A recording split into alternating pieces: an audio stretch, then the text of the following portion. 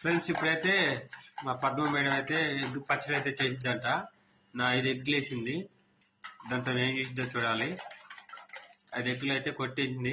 మొత్తం అయితే కలిపింది. ఉప్పు కారం పసుపు వేసాలో పసుపులే పసుపువా కొంచెం అయితే దీనికి ఆయిల్ రాయాలి.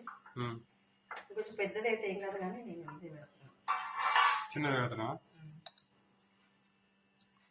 దీంట్లో పోసేసుకోవాలి.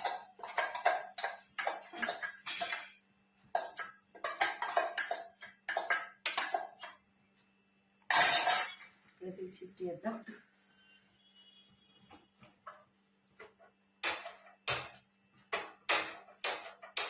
నేను ఎప్పుడు తెలియదు ఎగ్ పచ్చడి అంత వెరైటీ కూడా అమ్మ.